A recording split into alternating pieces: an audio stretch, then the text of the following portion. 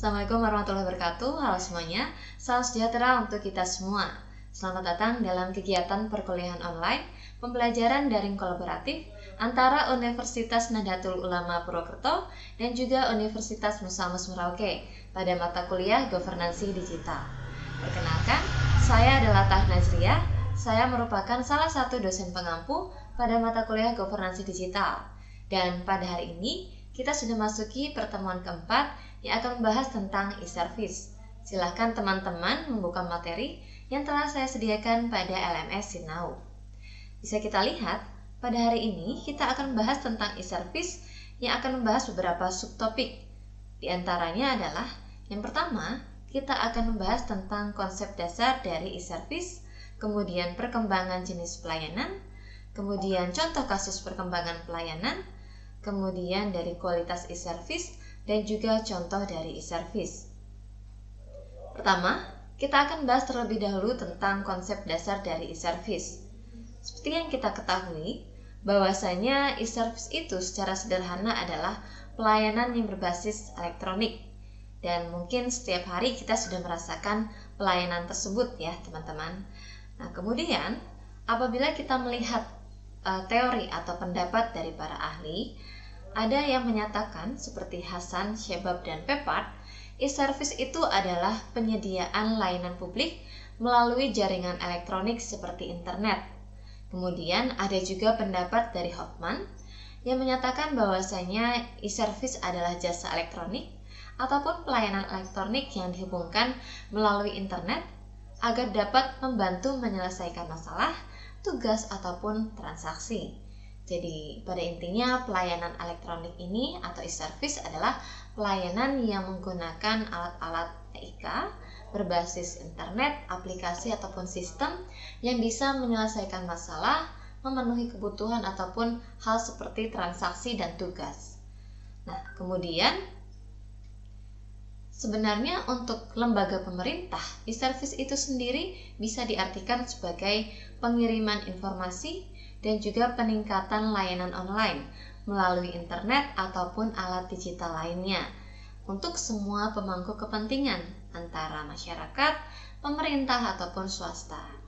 Dan secara umum bisa kita simpulkan bahwasanya e-service itu adalah layanan publik yang diselenggarakan oleh pemerintah ataupun pihak swasta yang berbasis elektronik, internet ataupun memanfaatkan TIK dan memberikan kemudahan ataupun dalam menyediakan berbagai kebutuhan bagi masyarakat. Jadi dengan adanya e-service atau pelayanan berbasis elektronik ini diharapkan bisa memberikan kemudahan dan juga kepuasan bagi masyarakat dalam hal pelayanan publik. Kemudian di sini ada beberapa contoh dari e-service yang diselenggarakan oleh pemerintah dan juga oleh swasta. Bisa kita lihat untuk contoh dari e-service yang disediakan oleh pemerintah seperti pembelian tiket dari pelayanan transportasi seperti KAI ya atau kereta api. Nah, pembelian tiket bisa dilakukan secara online melalui aplikasi KAI Akses. Jadi kita tidak perlu membeli tiket secara langsung atau manual ke stasiun. Teman-teman tinggal mengakses aplikasi KAI Akses dan bisa membeli tiket secara online. Bahkan membayar pun bisa secara online.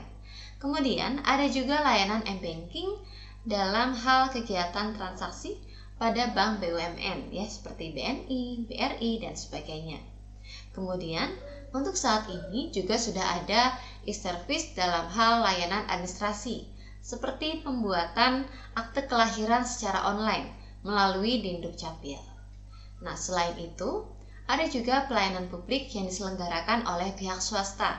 Contohnya, pada saat ini teman-teman bisa membeli tiket kereta, tiket pesawat, ataupun memesan hotel melalui aplikasi yang disediakan oleh pihak swasta seperti Traveloka. Atau teman-teman juga saat ini bisa berbelanja dengan mudah secara online tanpa harus ke toko melalui aplikasi seperti Shopee, Tokopedia, ataupun Zalora. Dan selain itu, teman-teman juga kini bisa memesan moda transportasi secara online seperti menggunakan aplikasi Gojek ataupun Grab. Jadi dengan adanya berbagai contoh e-service itu, kita bisa merasakan kemudahan dan juga keringanan ya bagi kita semua dalam melaksanakan atau menggunakan berbagai pelayanan publik, karena semuanya sudah berbasis aplikasi, sistem, berbasis internet, dan juga memanfaatkan perkembangan TIK. Jadi kita tidak perlu repot-repot untuk menggunakan pelayanan secara manual atau secara tatap muka. Nah, di sini ada beberapa manfaat e-service. Ada manfaat e-service menurut Batagan, Pokovniku, dan juga Kapisivu ya pada tahun 2009. Mereka menjelaskan bahwasanya manfaat e-service ada beberapa contohnya. Yang pertama, bisa membiasakan individu supaya terbiasa dengan informasi elektronik dan juga mendidik mereka supaya terbiasa menggunakan teknologi informasi dan komunikasi. Jadi kita dengan adanya e-service akan semakin terbiasa menggunakan alat-alat yang sudah canggih dan juga sudah terbiasa untuk menerima ataupun mengelola informasi secara elektronik. Kemudian dengan adanya e-service akan memungkinkan adanya telekommuting, atau artinya kita bekerja maupun aktivitas lainnya tidak harus selalu di kantor. Kita bisa fleksibel, kita bisa bekerja di mana saja karena tidak harus selalu di kantor. Jadi teman-teman tidak perlu selalu melayani pelanggan secara tatap muka. Teman-teman kini bisa melayani pelanggan melalui berbagai aplikasi ya, ataupun berbagai sosmed seperti itu. Jadi pelayanan e-service ini tidak selalu harus dilaksanakan di kantor. Ketika teman-teman berada di luar kantor pun, pekerjaan ataupun tugas kita dalam melayani pelanggan ataupun masyarakat masih bisa dilakukan. Kemudian selain itu, dengan adanya e-service, maka sistem informasi akan menjadi lebih terintegrasi atau lebih mudah untuk terhubung satu sama lain. Misalkan untuk data kependudukan, mungkin tidak hanya dari data Dinsos saja, mungkin bisa tergabung dengan data dari instansi lainnya, seperti itu. Atau dengan adanya e-service akan memungkinkan adanya keterbukaan informasi, apalagi di era KIP seperti ini ya, di era keterbukaan informasi publik, maka semua data yang memang wajib dibuka atau ditransparankan kepada publik sebenarnya harus diupload pada kanal-kanal publik ya, seperti website pemerintah atau YouTube dan sebagainya, sehingga masyarakat bisa melakukan pengawasan secara online juga kepada berbagai aktivitas atau kegiatan dari pemerintah. Kemudian dengan adanya e-service bisa menghilangkan hambatan secara waktu ataupun lokasi. Betul, karena kita dengan adanya pelayanan secara elektronik bisa mengakses berbagai pelayanan dimanapun kita berada tanpa terbatasi oleh waktu ataupun jarak. Misalkan ketika saya ingin membeli tiket kereta api, maka saya tidak perlu terbatasi oleh jam kerja, karena saat ini dengan beli tiket di aplikasi KAI Akses ataupun Traveloka, saya bisa beli tiket kapanpun dan juga dimanapun saya berada. Saya tidak perlu repot-repot untuk datang ke stasiun. Saya tinggal membuka aplikasi KAI Akses ataupun Traveloka di saat kapanpun dan juga dimanapun, seperti itu. Dan juga dengan adanya e-service, kita bisa meningkatkan akuisisi data, transformasi dan pengambilan data guna menghindari kekacauan data pada layanan tradisional. Jadi mungkin pada pelayanan yang berbasis manual atau tatap muka, biasanya data diri kita atau berkas-berkas persyaratan pelayanan masih bersifat tertulis dan juga berbasis kertas. Maka biasanya data-data tersebut harus ditumpuk, kemudian harus disimpan di lemari, dan juga kadang-kadang akan susah ketika akan mencari kembali data tersebut di kemudian hari. Namun jika kita menggunakan pelayanan berbasis online, maka data-data tersebut akan bersifat data digital, dan ketika kita memerlukan data tersebut lagi di kemudian hari, maka kita tidak perlu repot dalam mencarinya, karena data tersebut sudah tersimpan di aplikasi atau di sistem dan akan lebih mudah untuk mencarinya. Seperti itu. Kemudian, manfaat lainnya adalah dengan adanya e-service kita bisa meningkatkan kembali penggunaan informasi. Kemudian, waktu dalam proses pelayanan pun akan lebih cepat karena tidak ada proses antri, kemudian setiap orang bisa langsung dilayani dan sebagainya. Misalkan tadi saya ingin membeli tiket kereta melalui aplikasi Traveloka, maka saya akan langsung dilayani oleh Traveloka. Saya tidak perlu menunggu seperti ketika membeli tiket di stasiun karena harus ada antrian. Kemudian mengurangi biaya yang digunakan selama pelayanan. Karena dengan adanya e-service, kita tidak perlu melakukan perjalanan ke kantor pelayanan. Tadi saya tidak perlu beli tiket ke stasiun. Artinya misalkan saya naik Gojek ke stasiun, berarti kan ada biaya untuk pergi ke stasiun ya, untuk pelayanan manual. Tapi dengan adanya e-service melalui Traveloka, saya tidak perlu mengeluarkan biaya untuk pergi ke stasiun menggunakan Gojek. Seperti itu. Jadi biaya-biaya akan semakin terkurangi dengan adanya pelayanan secara e-service. Kemudian dengan adanya e-service, tentu saja pelanggan biasanya akan merasa lebih puas. Dan dengan adanya kepuasan pelanggan, maka kita bisa lebih mudah menjalin hubungan yang lebih baik dengan pelanggan tersebut. Dan tentu saja dengan adanya e-service, biaya produksi akan semakin bisa dipangkas ya, karena bisa mengurangi banyak biaya dari beberapa hal. Selanjutnya, kita masuk ke subtopik yang kedua, yaitu tentang subtopik perkembangan dari jenis pelayanan. Jadi untuk jenis pelayanan itu sebenarnya ada beberapa tahapan ya teman-teman, bisa kita lihat di sini. Pada awalnya, pelayanan itu bersifat tradisional atau manual. Kemudian ada pelayanan yang berkembang menjadi pelayanan secara mandiri atau self-service. Kemudian ada pelayanan yang berbasis elektronik. Ini adalah pelayanan yang paling mutakhir atau yang paling terbaru. Kemudian bisa kita lihat di sini, pelayanan tradisional itu adalah pelayanan yang masih bersifat tatap muka, harus pergi ke kantor, dan juga biasanya tanpa bantuan teknologi ataupun internet. Jadi di sini biasanya pelayanan masih bersifat administrasi ataupun tulis-menulis. Dan pelayanan tradisional masih dilakukan sampai saat ini. Pelayanan tradisional itu ciri-cirinya pelanggan harus datang ke kantor pelayanan. Kemudian ada interaksi antara pelanggan dan juga petugas pelayanan secara langsung atau tatap muka. Kemudian pelanggan terkadang harus antri. Kemudian pelayanan biasanya memakan waktu ataupun biaya bagi si pelanggan. Selanjutnya, syarat pelayanan dan juga berkas-berkas ataupun dokumentasi masih bersifat tulis-menulis dan juga manual. Dan pelayanan hanya dilakukan pada saat jam kerja. Dan setelah itu, pelayanan yang bersifat tradisional ini akan berkembang menjadi pelayanan yang bersifat mandiri atau self-service. Jadi dengan adanya perkembangan zaman, maka perkembangan tradisional ini dituntut untuk ada efektivitas ataupun efisiensi ya, sehingga perkembangan pelayanan menjadi bersifat mandiri, di mana pelanggan diminta untuk bisa melayani dirinya sendiri. Jadi pada kantor pelayanan akan disediakan mesin atau alat bantu bagi pelanggan untuk bisa melayani dirinya sendiri tanpa adanya bantuan si petugas. Dan self-service atau pelayanan secara mandiri biasanya mempunyai ciri pelanggan tetap harus datang ke kantor pelayanan. Kenapa? Karena alat pelayanannya berada di kantor pelayanan tersebut. Kemudian pelayanannya bisa dilakukan setiap saat, artinya tidak bergantung pada jam kerja.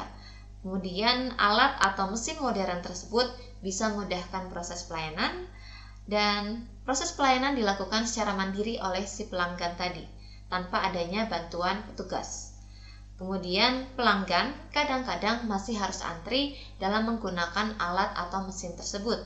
Kemudian waktu pelayanan relatif lebih sebentar daripada pelayanan tradisional, dan proses pelayanan ataupun dokumentasi sudah lebih modern dan bisa didukung oleh pembayaran non-cash. Dan selanjutnya, pelayanan yang bersifat terbaru atau pelayanan yang bersifat e-service. Artinya pelayanan ini sudah benar-benar full berbasis elektronik dan juga internet, sehingga sangat memudahkan bagi pelanggan. E-service di sini sudah tidak terbatasi oleh lokasi dari kantor pelayanan ya. Artinya e-service sudah menggunakan situs, aplikasi, sistem elektronik, dan sebagainya. Dan e-service jauh lebih modern dan memudahkan bagi pelanggan daripada pelayanan yang bersifat tradisional dan juga self-service. Dan e-service punya ciri-ciri seperti pelanggan bisa mengakses pelayanan dari mana saja dan kapanpun. Kemudian pelayanan dibantu oleh sistem atau aplikasi yang berbasis internet. Kemudian proses pelayanan bisa dilakukan secara mandiri oleh si pelanggan. Pelanggan tidak perlu antri. Kemudian waktu pelayanan sangat cepat. Dan proses pelayanan ataupun dokumentasi sudah sangat modern, berbasis elektronik dan bisa didukung oleh pembayaran cash. Non-cash, maaf. Nah, kemudian contoh dari kasus perkembangan pelayanan tersebut bisa kita lihat seperti ini ya. Yang paling gampang adalah pada saat membeli tiket kereta api. Untuk contohnya, dulu tiket kereta api harus dibeli dengan cara menggunakan pelayanan tradisional. Artinya, para pembeli tiket masih harus datang ke stasiun, kemudian masih harus antri. Kemudian juga ketika di stasiun, teman-teman ini harus mengisi data pembelian tiket secara tulis ya. Nah, kemudian setelah itu perkembangannya menjadi self-service, di mana stasiun menyediakan alat atau mesin e-kios ya. Di situ teman-teman bisa lihat contoh fotonya. Jadi para pelanggan bisa beli tiket di luar loket tiket ya. Teman-teman bisa menggunakan mesin e-kios, bisa membeli tiket secara mandiri dan juga bisa membayar secara langsung pada mesin tersebut. Nah, kemudian pada tahap yang paling mutakhir, teman-teman kini sudah menggunakan e-service, yaitu bisa membeli tiket kereta api melalui aplikasi KAI Akses. Ataupun pada contoh kasus lainnya, misalkan pada saat teman-teman ini melakukan transfer uang dari suatu bank. Untuk pelayanan tradisional, dulu kita harus melakukan proses transfer uang secara manual. Jadi teman-teman harus mengantri di teller ya untuk melakukan proses transfer dan juga harus membawa buku tabungan, harus menulis form rekening dan juga form tentang transfernya dan sebagainya. Nah, kemudian ketika akan melakukan transfer secara manual pun teman-teman harus antri dan mungkin membutuhkan waktu yang agak lama biasanya. Nah, selanjutnya perkembangan pun menuju ke self-service, di mana proses transfer uang saat ini bank itu menyediakan mesin ATM ya. Jadi teman-teman itu tidak perlu melakukan transfer di teller, tapi teman-teman bisa menggunakan mesin ATM yang disediakan oleh pihak bank, dan mesin ATM ini bisa diakses kapan saja, tidak terbatasi oleh jam kerja. Dan selanjutnya, untuk saat ini di tahap yang paling mutakhir, kita sudah bisa melaksanakan yaitu e-service, bahwasanya kita bisa mentransfer melalui BRI Mobile misalkan. Jadi kita tidak lagi harus datang ke kantor pelayanan bank, kita bisa menggunakan aplikasi ataupun sistem dan bisa menggunakan mobile banking. Nah, selanjutnya di sini ada kualitas e-service.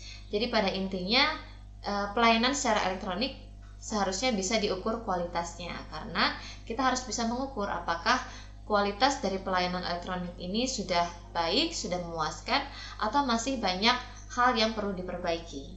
Nah, di sini ada pendapat bahwasanya e-service quality merupakan kemampuan suatu layanan untuk menghadirkan performa fungsional yang memungkinkan adanya proses shopping, purchasing, dan juga delivery melalui media elektronik. Dan juga pengukuran kualitas pada e-service bertujuan untuk meningkatkan kualitas pelayanan dan menghitung kepuasan pelanggan. Di sini ada beberapa pendapat terkait alat ukur ya untuk e-service. Di sini yang pertama ada Loiacono yang menyatakan bahwasanya kualitas dari e-service bisa dilihat dari yang pertama customer service, yaitu tentang respon dari situs setelah pengguna mengirimkan permintaan, komentar, atau masukan tertentu. Jadi seberapa baikkah layanan customer service pada website suatu pelayanan publik ya. Kemudian ada ease of understanding, yaitu tentang kemudahan dari informasi yang tertera pada situs tersebut. Jadi semakin mudah dipahami dan juga tidak membingungkan, maka e-service tersebut akan semakin baik. Kemudian ada information quality, bahwasanya informasi pada situs harus relevan, harus tepat, akurat, dan juga harus terbaru. Jangan sampai ada pelayanan publik yang berbasis elektronik tapi situsnya jarang diupdate ataupun jarang diperbaharui. Itu sangat tidak boleh ya. Kemudian ada response time, artinya terkait seberapa cepat suatu pelayanan publik ini bisa memenuhi permintaan pelanggan atau merespon permintaan pelanggan ataupun memenuhi permintaan konten dari para pengguna situs. Seperti itu. Kemudian ada better than alternative channel. Jadi seharusnya situs tersebut bisa menunjang kebutuhan pengguna dibandingkan dengan situs lainnya. Kemudian ada interactivity, yaitu sejauh mana situs tersebut bisa menjalin komunikasi yang baik antara pengguna layanan dan juga penyedia layanan tersebut. Kemudian ada trust, terkait jaminan keamanan berbagai data yang diupload pada situs tersebut, terutama pada data pengguna. Kemudian ada online completeness, yaitu tentang situs dapat memproses transaksi secara online. Lalu ada consistent image, yaitu situs bisa menunjukkan citra perusahaan dengan baik. Lalu ada intuitive operation, yaitu kemudahan pengoperasian situs. Lalu ada innovativeness, yaitu tentang situs memiliki nilai unik dan kreatif. Lalu ada flow, keterlibatan pengguna dengan situs tersebut. Ada functional fit to us, yaitu terkait situs dapat memenuhi keinginan pengguna, dan juga visual appeal atau situs itu mempunyai tampilan yang menarik ya, dan juga estetik. Nah, selain itu ada juga pendapat kualitas e-service menurut Wolfenbarger dan juga Gilly, bahwasanya kualitas e-service bisa dilihat dari website desain seperti navigasi, kemudian kemudahan pencarian informasi, dan juga ketepatan dalam pemesanan ataupun pemilihan produk. Kemudian ada fulfillment atau reliability, terkait aspek dan juga keakuratan informasi dan juga deskripsi produk serta pengiriman produk yang tepat dan sesuai dengan waktu yang telah dijanjikan. Kemudian ada security atau privacy, terkait keamanan dari data-data terutama dalam transaksi seperti kartu kredit dan juga keamanan pribadi dari si pelanggan. Kemudian ada customer service, terkait kemampuan situs untuk menanggapi kebutuhan pelanggan secara cepat. Nah, selanjutnya ada contoh e-service. Nah, jadi sebenarnya di Indonesia itu sudah ada banyak berbagai pelayanan yang full berbasis elektronik atau e-service. Jadi satu pelayanan publik ini sudah dilaksanakan secara online atau elektronik dari tahap awal sampai tahap akhir. Jadi para pengguna benar-benar melakukan secara online, tidak ada pelayanan secara tatap muka. Nah, pelayanan ini bisa diakses melalui website, aplikasi, ataupun sistem yang disediakan oleh pihak penyedia layanan tersebut. Dan e-service ini tidak hanya diselenggarakan oleh pemerintah, tapi juga bisa diselenggarakan oleh pihak swasta. Dan keberadaan e-service tersebut tentu saja memberikan kemudahan bagi masyarakat dalam menjalankan berbagai aktivitas dan juga dalam memenuhi berbagai kebutuhan. Nah, salah satu contoh dari pelayanan publik yang berbasis e-service adalah dalam pelayanan publik terkait pembuatan nomor pokok wajib pajak atau NPWP secara online. Mungkin teman-teman di sini sudah ada yang pernah merasakan pelayanan pembuatan NPWP, termasuk saya ya. Jadi saya dulu membuat NPWP secara online, tidak datang ke kantornya. Dan di sini saya benar-benar merasakan kemudahan bahwasanya pelayanan tersebut benar-benar bisa dilakukan secara online dan berkas-berkasnya bisa diupload secara online juga dan juga lebih cepat waktunya seperti itu. Nah, hal ini bertujuan supaya para wajib pajak ini bisa mengurus NPWP secara lebih mudah, tidak perlu jauh-jauh datang ke kantor penyedia layanan. Sehingga dengan adanya e-service ini nantinya bisa memberikan kemudahan dan juga kepuasan bagi para wajib pajak seperti itu. Nah, di sini sebenarnya e-service untuk NPWP disediakan bagi berbagai pihak. Contohnya Bagi orang pribadi yang tidak menjalankan usaha, maka syaratnya adalah untuk WNI hanya fotokopi KTP. Sedangkan untuk WNA bisa menggunakan fotokopi paspor, kartu izin tinggal terbatas, ataupun kartu izin tinggal tetap. Kemudian untuk individu yang sedang menjalankan usaha atau pekerjaan bebas, maka bisa membawa syarat untuk WNI seperti fotokopi KTP, tapi untuk WNA ada fotokopi paspor, kartu izin tinggal sementara, juga kartu izin tinggal tetap. Nah, kemudian ada dokumen yang menunjukkan tempat dan juga kegiatan usaha, kemudian surat pernyataan bermaterai yang menyatakan jenis dan tempat lokasi kegiatan usaha, serta keterangan tertulis atau elektronik dari penyedia jasa aplikasi online yang merupakan mitra usaha wajib pajak. Misalkan teman-teman merupakan seller dari Shopee Food, mungkin teman-teman bisa menyertakan keterangan tertulis atau elektronik dari Shopee, seperti itu. Kemudian bagi wanita yang sudah menikah dan hidup terpisah dengan suami, maka harus menyertakan, kalau misalkan dia WNI, harus menyediakan fotokopi KTP. Kalau WNA sama, menggunakan fotokopi paspor, kartu izin tinggal terbatas, dan juga kartu izin tinggal tetap. Kemudian ada fotokopi NPWP suami, fotokopi KK atau kartu keluarga, fotokopi surat perpajakan luar negeri bagi suami WNA, dan juga fotokopi surat pernyataan pengajuan NPWP terpisah dari suami. Nah, selanjutnya untuk tiap jenis pihak tersebut, cara mengaksesnya hampir sama. Teman-teman bisa mengecek juga ya di websitenya. Untuk yang mendaftar bisa menggunakan laman dari irek.pajak.go.id/login. Silahkan klik link tersebut, dan juga kalau teman-teman belum punya akun, silahkan klik daftar. Nah, setelah itu akan muncul tampilan seperti ini. Teman-teman harus menyediakan alamat email yang masih aktif dan sering digunakan untuk hal-hal yang penting seperti ini ya, dan juga harus aktif. Dan email ini nantinya akan digunakan untuk proses pendaftaran NPWP secara online. Kemudian masukkan kode CAPTCHA yang tersedia pada laman tersebut. Selanjutnya nanti akan diberikan email untuk konfirmasi pada email Anda. Dan isi email dari pajak tersebut akan berisi link untuk verifikasi. Jadi silakan teman-teman kalau sudah mendaftar menggunakan email, silakan cek emailnya dan klik link verifikasinya. Kemudian setelah itu nanti akan mengisi berbagai data terkait NPWP. Misalkan untuk orang pribadi nanti akan memilih jenisnya apakah pusat, kemudian apakah masih lajang, kemudian cabang jika Anda perempuan yang sudah menikah. Kemudian memasukkan persyaratannya, kemudian mengisi identitas dari wajib pajak, misalkan nama, gelar depan, kemudian tempat tanggal lahir, status pernikahan, kebangsaan, nama telepon, dan juga alamat email. Kemudian isi form sumber penghasilan utama yang terdiri dari pekerjaan dalam hubungan kerja, kegiatan usaha, maupun pekerjaan bebas. Selanjutnya ada form terkait alamat domisili yang sesuai KTP. Kemudian isi alamat usaha jika memang ada. Kemudian jika tidak, maka form tersebut tidak perlu diisi.